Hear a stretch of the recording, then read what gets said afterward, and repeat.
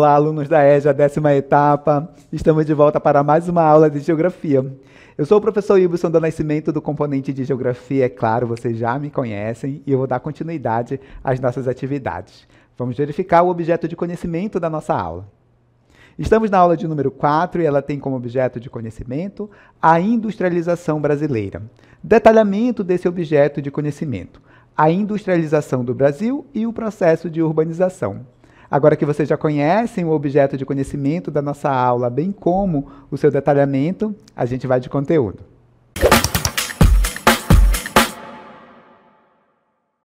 Turma, vou fazer um breve resumo de tudo aquilo que a gente vai ver durante a nossa aula. Nesta aula, nós vamos falar sobre industrialização e urbanização do Brasil. Então, em um primeiro momento, a gente vai entender como foi o processo de industrialização do nosso país e suas principais características. Posteriormente, a gente vai analisar esse processo de industrialização em diferentes momentos, durante alguns governos em especial, até os dias atuais. Caracterizando a industrialização brasileira, a gente vai passar a entender o processo de urbanização, que está, intimamente ligado ao processo de industrialização. Industrialização e urbanização, elas andam juntas, certo?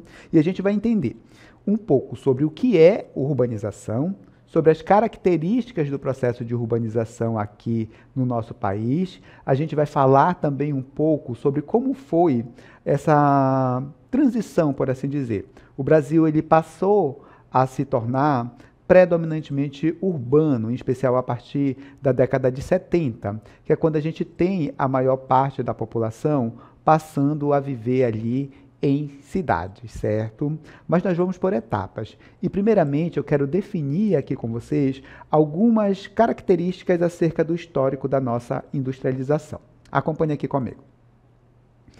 Olha, a industrialização no Brasil, ela foi historicamente tardia ou retardatária. O que isso significa, professor? Significa dizer que o processo de industrialização aqui no Brasil começou muito tempo depois em relação a outros países, como, por exemplo, a Inglaterra, que começou o seu processo de industrialização lá no século XVIII. O Brasil só vai intensificar a sua industrialização a partir de 1930, a partir de 1940, por exemplo, certo? Então, enquanto a Inglaterra vivia ali a primeira revolução industrial lá no século XVIII, o Brasil ainda estava sob o regime colonial e escravista nesse período.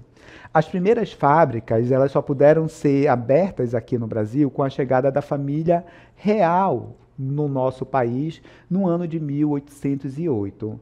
Até esse momento, nós não podíamos ter fábricas no nosso território em função do pacto colonial. A colônia não podia concorrer com a metrópole. Portanto, ela não podia, por exemplo, ter fábricas no seu território, As colônias não poderiam ter fábricas. Por isso, até a chegada da família real aqui no Brasil, nós aqui no Brasil estávamos impedidos de ter fábricas por conta do pacto colonial, certo? Bem, quero destacar aqui com vocês também sobre como foi um pouco esse processo de industrialização do Brasil, dividindo essas etapas da industrialização do país em 4 fases, para a gente entender melhor como foi esse processo de industrialização. Nós temos um período que compreende o ano de 1530 a 1808. Esse é o período colonial, quando as indústrias elas estavam proibidas aqui no nosso território por conta do pacto colonial que eu falei para vocês ainda há pouco. Então, nós temos um período de 1808 até 1930, que compreende ali a época joanina, o primeiro e segundo reinado, a primeira república, e surgem no nosso território as primeiras fábricas. Mas o café, que era a mola da nossa economia na época, ainda era o grande produto de exportação, ainda era o produto que trazia dinheiro, que trazia divisas para o nosso país. E a gente tem um período que vai de 1930 a 1956. Alguns dizem, que é nesse período, de 1930 a 1956, que o Brasil vive a sua revolução industrial. É quando a gente tem, de fato, o nosso país intensificando o seu processo de industrialização. O Estado, ele é o grande investidor nesse período. A gente tem a formação ali das fábricas pesadas, da chamada indústria de base. E, professor, o que é essa indústria de base? É aquela indústria que produz matéria-prima para outras indústrias utilizarem, certo? Como, por exemplo, a siderurgia, que vai produzir ali aço, por exemplo, né, que é usado pelas fábricas que vão produzir carros, né? Então, a indústria de base, ela ganha força nesse momento, e esse período que eu estou analisando aqui, 1930 a 1956, é considerado o momento de revolução industrial aqui no Brasil, certo? De 1956 até os dias atuais, a gente observa que a gente tem um estímulo muito grande à indústria automobilística. Nós temos também a entrada de capital estrangeiro no nosso país. Temos também a intensificação da economia, da entrada de capital a partir, em especial, das condições que surgiram a partir desse contexto também de intensificação da globalização, certo? Bem, a gente sabe, a gente sabe que hoje a região sudeste é a região que concentra mais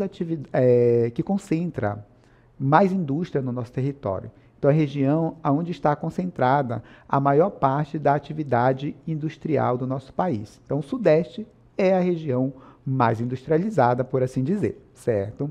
E aí eu pergunto de vocês, se vocês já pararam para pensar por que a região sudeste se tornou a região mais industrializada do território brasileiro. E aí, já pensaram sobre isso?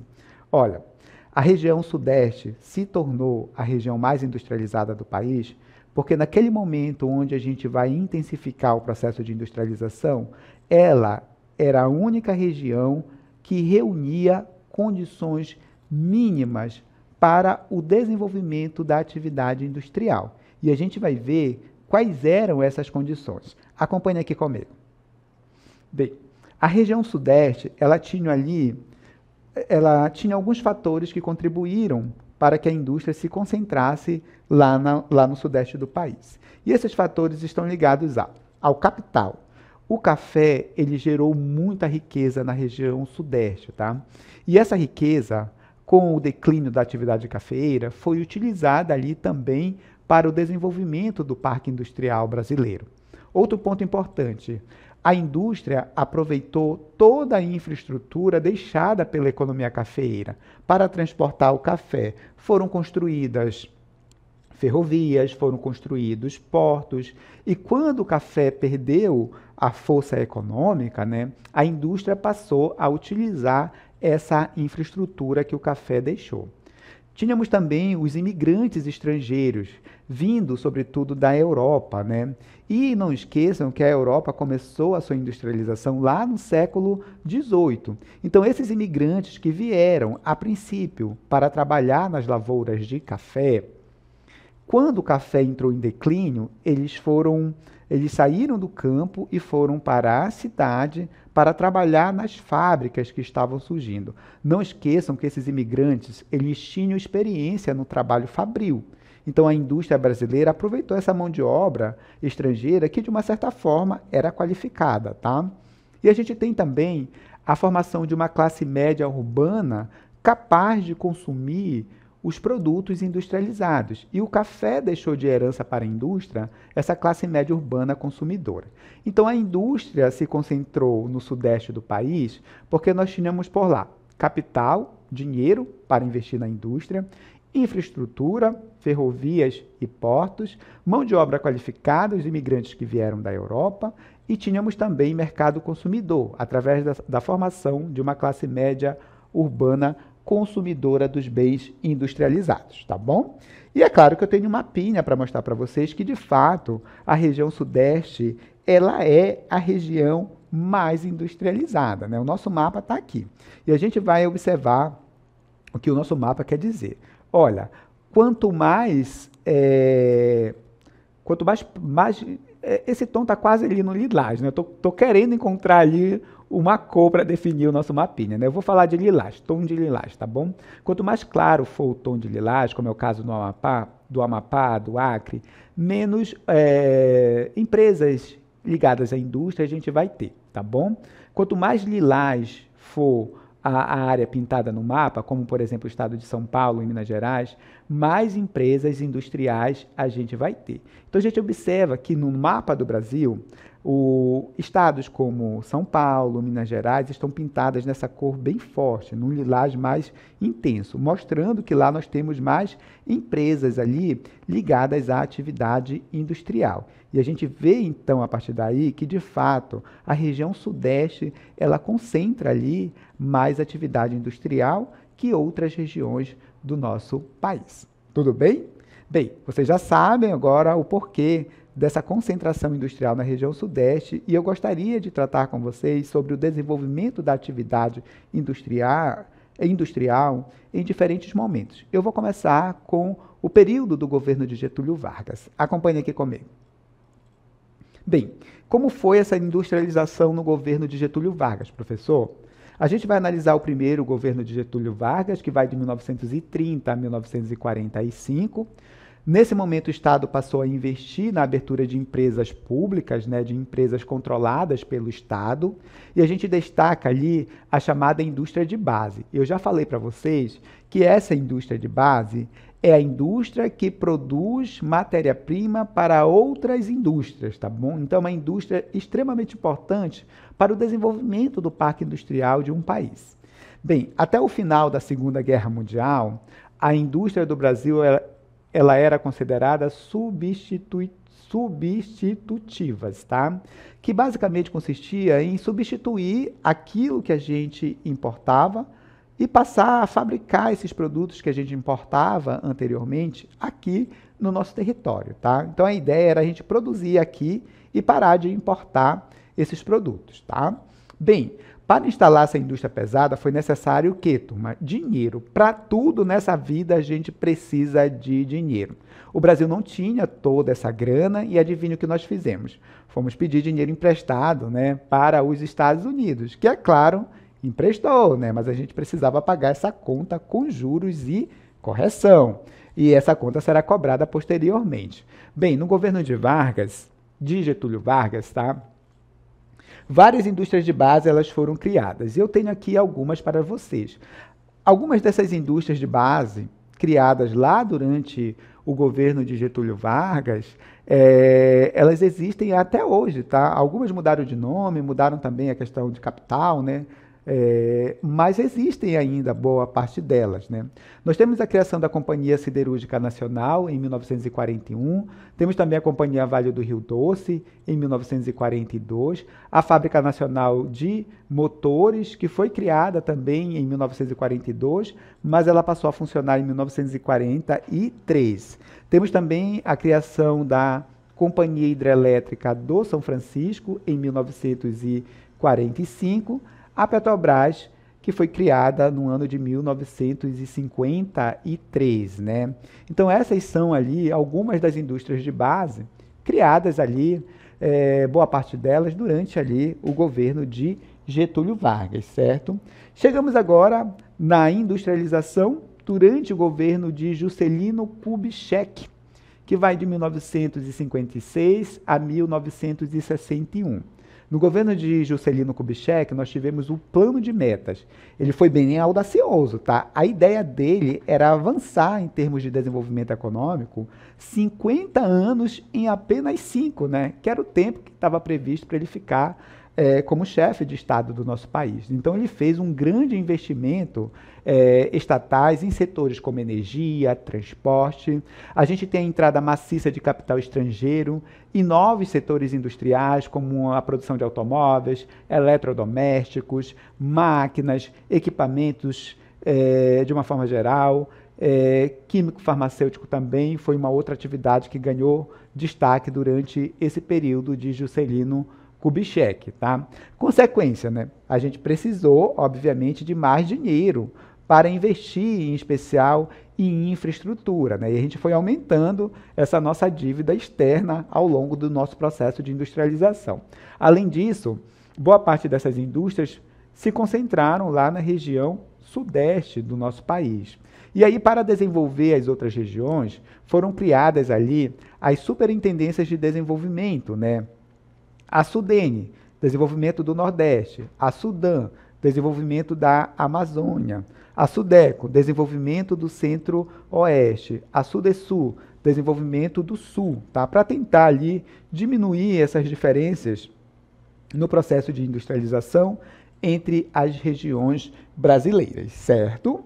Bem, até aqui tá tudo tranquilo, tá dando para compreender o conteúdo. E agora eu quero também tratar aqui com vocês de como foi essa industrialização do nosso país durante a ditadura militar, certo? Acompanhe aqui comigo algumas informações importantes. Nós temos nesse período de ditadura militar o chamado milagre econômico. Foi um período em que o Brasil ele cresceu muito do ponto de vista econômico. Para vocês terem uma ideia, a média de crescimento do nosso PIB, né, foi de 10% nesse período, né, de quase uma década, em que se deu ali o milagre econômico, né? Então foi um momento de grande crescimento econômico, né? O nosso PIB cresceu muito e foi um momento importante, mas esse crescimento, obviamente, estava muito ligado ali ao endividamento do nosso país. A gente vai verificar como ficou essa situação. Prosseguindo, eu queria destacar também para vocês que a gente tem nesse momento, né, a internacionalização e a estatização da economia do nosso país. A gente tem também outro fator importante, conforme vocês podem observar, que está ligado ali à expansão do consumo, facilidade de crédito, tudo isso ajudou ali a aumentar o consumo no nosso país, né? E também estimulou, obviamente, as indústrias, a produzirem mais mercadorias. Prosseguindo, a gente observa que a gente tem, nesse momento também, o aumento da exportação de produtos industrializados e também, não só dos produtos, né? Não foi só o aumento da exportação dos produtos industrializados. A gente teve também o aumento da dívida externa, né? Parte do investimento feito ali em obras de infraestrutura, né, para melhorar ali a circulação e produção de bens industrializados, ela veio de empréstimos estrangeiros, né? E isso, obviamente, teve um preço para a gente. Uma hora a gente ia precisar pagar essa conta, né? E o cenário que se formou não foi nada positivo para a gente honrar com as dívidas que nós tínhamos. Isso porque nós vamos vivenciar a crise do petróleo, né, em 73, 79, né?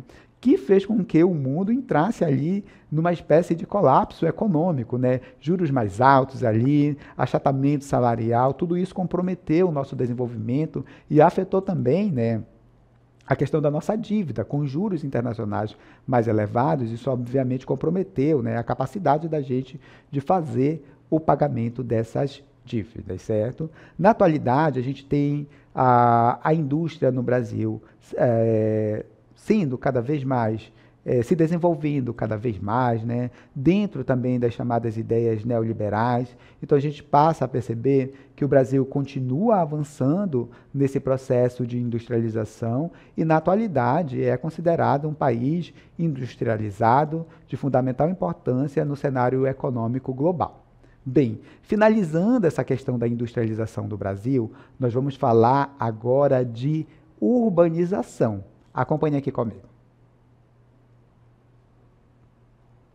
E para falar de urbanização, eu estou aqui diretamente da Avenida Paulista. Acredito eu que seja uma das avenidas mais icônicas do nosso país, né? Está na maior cidade brasileira, que é a cidade de São Paulo, e eu acho que é bem coerente a gente começar essa parte da aula que nós vamos falar sobre urbanização diretamente dessa avenida, que está localizada na maior cidade do nosso país e é a cidade também, do ponto de vista econômico, mais importante que a gente tem, certo?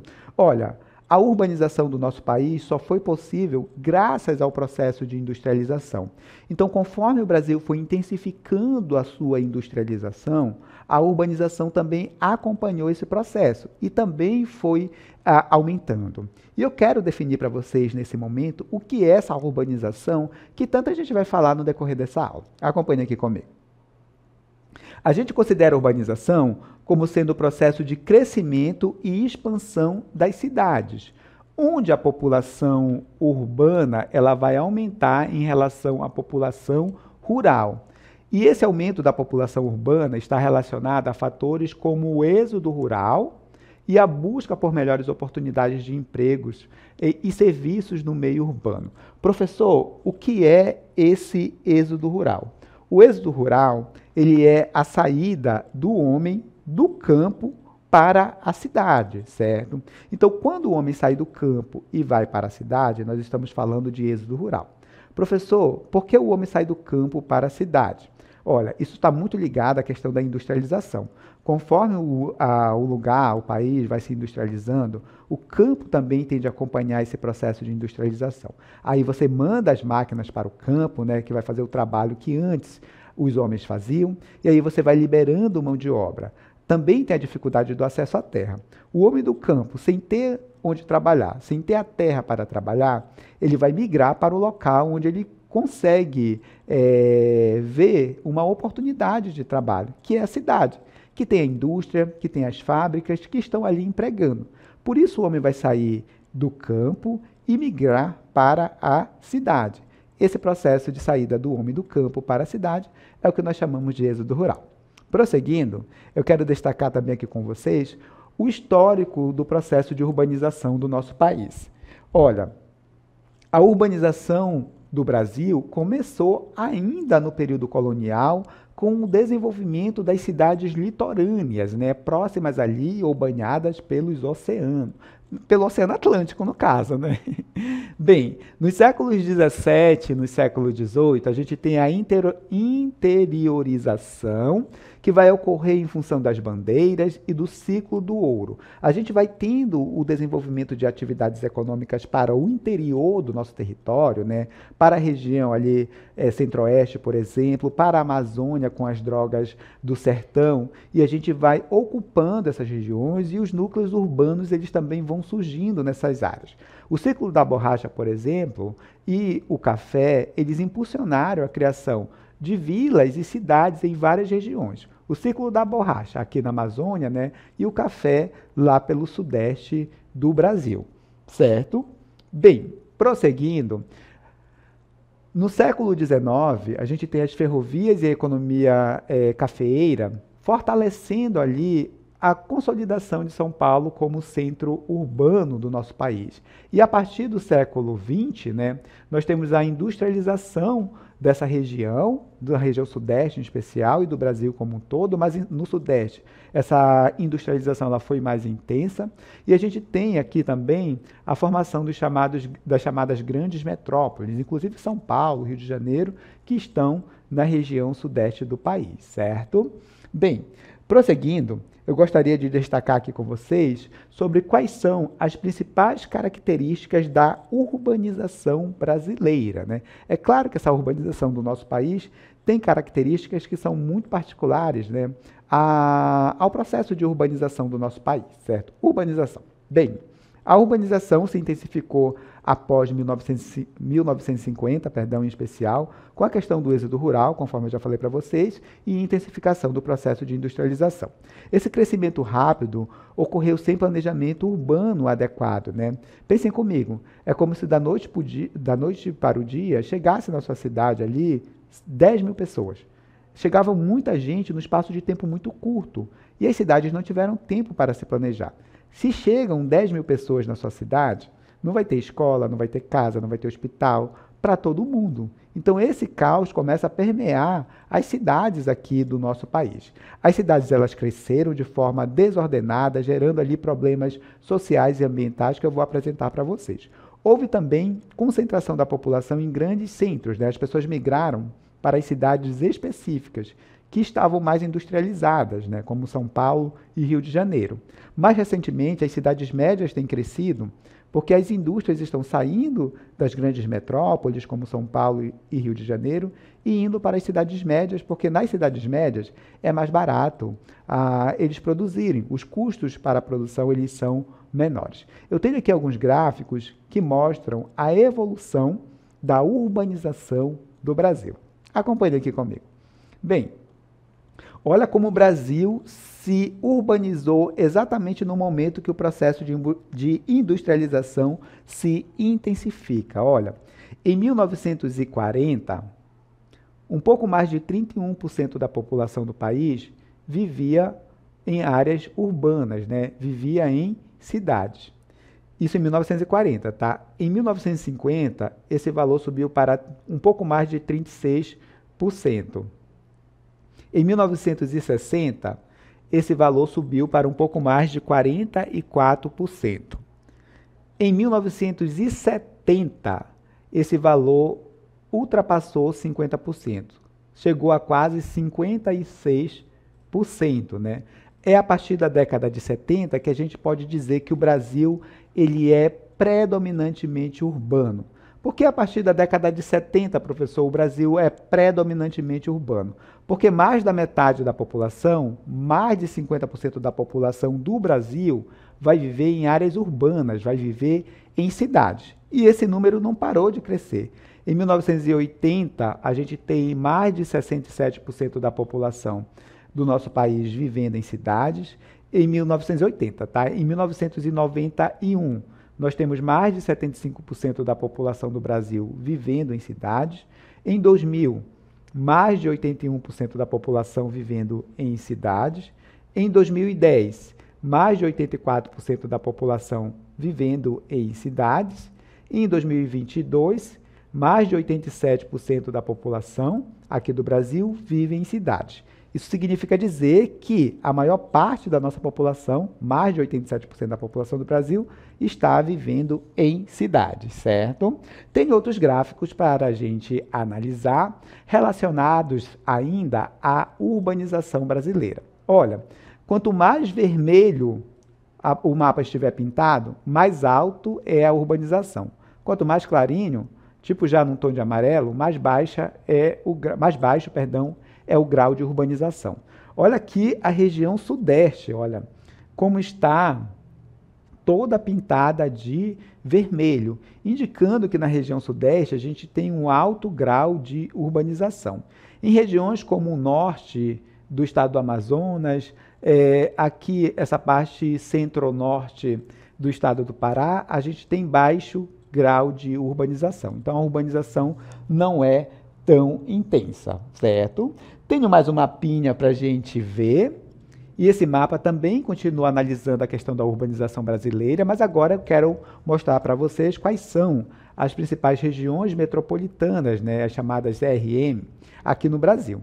Observem, né, que as maiores regiões metropolitanas, né, que o quantitativo na realidade, né, e as maiores também estão na região sudeste, né? Nós temos aqui a região metropolitana de São Paulo, do Rio de Janeiro, que são as maiores regiões metropolitanas que a gente tem do ponto de vista ali populacional. Claro que somadas outras também, como por exemplo a região metropolitana de Belo Horizonte, que também é muito populosa, por assim dizer.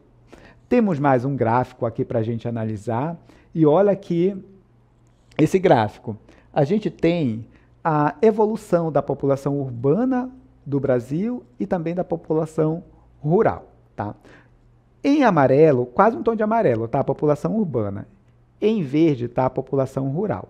Olha como a população urbana ela foi crescendo e ultrapassando a população rural. Em 1950, a população rural era maior. Olha, a população urbana está aqui, em amarelo. Então, a população rural era maior que a urbana. Em 1970, a população urbana, olha, passou a população rural. Em 2010, olha a diferença no tamanho da população urbana em relação à população rural destacada em verde. Então, a população urbana cresceu muito e isso se deve, é claro, ao processo de industrialização do nosso país. Turma, claro que essa urbanização acelerada tinha que trazer problemas, né, consequências para a sociedade brasileira. E nós temos aqui as nossas cidades marcadas ali por problemas de ordem ambiental, de ordem social. São diversos os tipos de problemas e eu quero aqui tratar de alguns desses problemas com vocês. Vamos lá. Temos aqui os problemas de ordem ambiental, conforme vocês vão ver aqui. Os problemas de ordem ambiental estão ligados ali às enchentes, deslizamentos, poluição do solo, poluição das nossas águas também.